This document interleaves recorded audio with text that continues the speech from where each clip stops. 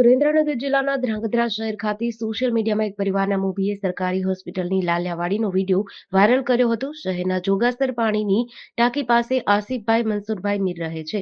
તે અને તેમની પત્ની કોઈ કામ સબબ બહાર નીકળી ત્યારે તેમની પત્ની કોઈ કામ માટે બહાર નીકળેલા ત્યારે અકસ્માતે બાઇક પરથી મનસુરભાઈના પત્ની પડી જતા માથાના ભાગે ઈજાઓ થઈ હતી, જેને સારવાર માટે ધ્રાંગધ્રાની સરકારી હોસ્પિટલે ખસેડાયા હતા, પરંતુ હોસ્પિટલમાં સર્જન ડોક્ટર ન હોવાનું રટણ તથા સ્ટાફની બેદરકારી કહો કે લાલિયાવાડીનો નજારો કેમેરામાં કેદ થયો હતો. મનસુરભાઈ દ્વારા સ્ટાફ દ્વારા અપાતા ઉડાવ જવાબો તથા કામગીરી અંગેનો વિડીયો સોશિયલ મીડિયામાં વાયરલ કર્યો હતો.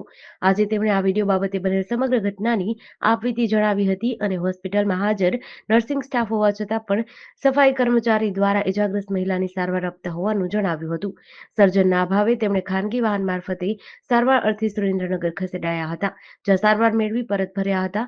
શું આ વાયરલ વિડીયો સામે બેદરકારી દાખવનાર નર્સિંગ સ્ટાફ સામે આરોગ્ય વિભાગ કાર્યવાહી હાથ ધરશે કે નહીં તે જોવાનું રહ્યું. મારું નામ આસિફ મનસુર મીર છે. હું ધ્રાંગધ્રા જોગાસર પાણીની ટાંકી પાસે રહું છું.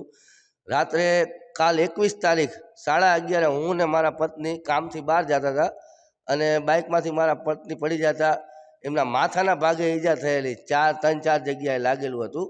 એટલે અમે તાત્કાલિક એમને સરકારી દવાખાને લઈ ગયા. દવાખાને ગયા એટલે અમને કોઈ પહેલાં તો જવાબ જ ન આપ્યો. મેં ઘણું કીધું કે સાહેબ ઊભા હતા, હાજર હતા, કે આના પાટાપિંડી કરી દો અને આને લોહી બંધ થાય એવું કંઈક કરો. તો કોઈ જવાબ દેવા રાજી નહોતું. બહાર ઊભા રહો.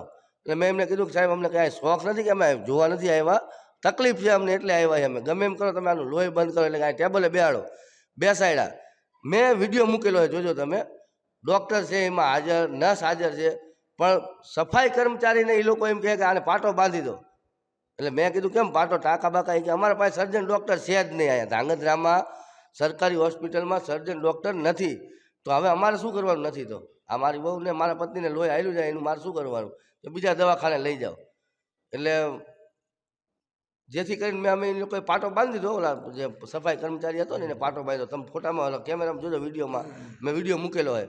નથી નર્સ આવ્યા કે નથી ડૉક્ટર આવ્યા, કોઈ એટલે કોઈ સરકારી દવાખાનામાં ક્યાંય ધ્યાન દેતા. અને આ બીજી વાર ત્રીજી વાર થયું હોય. આ મારો મિત્ર છે, આની ભત્રીજી ગઈને તારે અમે ગયા હતા. તેથી અમે આ કંઈ નથી કર્યું, પણ આજે અમને ખબર હતી કે નહીં ધ્યાન દે, એટલે અમે આજ ખાસ વિડીયો ઉતાર્યો હતો એનો. અને એટલે જ વિડીયો મૂકેલો હોય. માનો કે મેં તો મારા મિત્રને ફોન કર્યો, બરાબર, ગાડી લઈને આવ્યો હોય, ખુલ્લી ગાડી, વાંય ઠાઠાવાળી, છોટા હાથી હતું. હું, મારા મમ્મી, મારા છોકરા બધા ટાજના ઠરતા અમે સુરેન્દ્રનગર દવાખાને ગયા. અહીંયા ગયા એટલે તરત જ કોઈ ભાઈ હતા એને પૂછ્યું કે કેમ, ક્યાંથી આવ્યા? મેં ધ્રાંગધ્રાથી. કે ધ્રાંગધ્રાથી આવ્યા છે? એટલે મેં કીધું હા. કીધું અમારે અહીંયા ડૉક્ટર છે નહીં, ટાંકા લેવો. એ કે સારું કર્યું તમે અત્યારે ટાઈમે વહેલા પહોંચી ગયા, નકર તકલીફ પડી જાય તેમ. પછી અમે પાટો બંધાવી અને અમે સવારમાં રિટર્ન ધ્રાંગધ્રા ઘરે આવતા રહ્યા.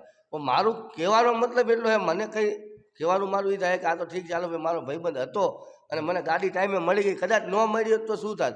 તો એવા કેટલાય બિચારા અભાગ્ય હશે જે રાત વરાત ડબલ, ધ્રાંગધ્રામાં ડબલ આવે, અમદાવાદ આવે છે, હળવદ આવે છે, હાલતા ચાલતા એક્સિડન્ટ થતા હોય. તો આ રીતે તમે કોઈને જવાબ જ નહીં આપો તો પબ્લિક શું કરશે?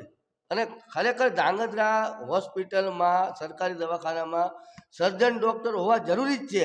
નાનું નથી ધ્રાંગધ્રા, 65 ગામડાનો તાલુકો હોય તો કંઈક તો તમારી ફરજમાં આવે છે ને સરકારને કે ભાઈ ડૉક્ટર મૂકવા જોઈએ. જેથી કરીને મારી એટલી રિક્વેસ્ટ છે સરકારને કે ખાસ કરીને ધ્રાંગધ્રા સરકારી હોસ્પિટલમાં સર્જન ડૉક્ટર મૂકો. જય હિન્દ, જય ભારત.